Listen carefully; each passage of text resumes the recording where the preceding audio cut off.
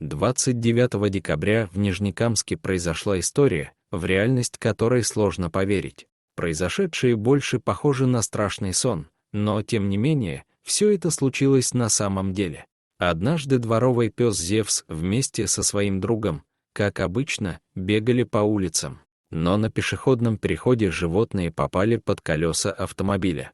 Одна собака погибла на месте сразу же после столкновения, а Зевсу повезло выжить. Хотя впереди бедолагу ждал настоящий ужас. Зевс получил серьезную травму задней лапы.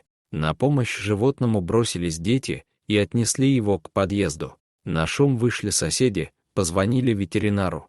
Несмотря на предпраздничные дни, на вызов согласилась приехать врач Аделина Камалева. Ветеринар осмотрела животное и сказала, что собаку нужно усыпить. Это слово стало ключевым в судьбе Зевса. Врач взяла с людей 5000 рублей и сделала животному укол. Собака затихла, и жители подъезда в тот же день похоронили Зевса. На следующее утро произошло что-то невероятное. Собака, как ни в чем не бывало, вернулась к подъезду и смотрела на всех, ожидая поддержки. Конечно же, это вызвало шок. Зевс невообразимым образом выбрался из могилы и вернулся к тем людям, которые вчера его похоронили. Жители подъезда винят в произошедшем врача. Это был единственный доступный ветеринар в предпраздничные дни.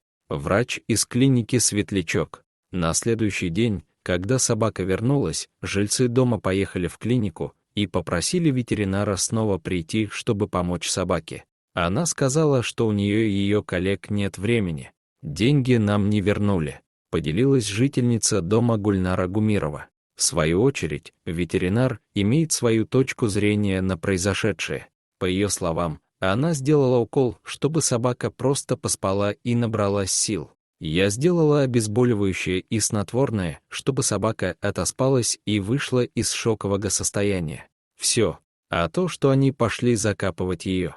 Я видела, что они перетаскивают животное, но мало ли, куда они ее несли», — рассказала Аделина Камалеева. Да, произошло чудовищное недоразумение, но это не снимает ответственности со всех участников событий. Пожалуй, в этой истории оплошали все, кроме детей, которые принесли животное к подъезду. Несмотря на весь этот странный ком событий, Зевс чувствует себя нормально.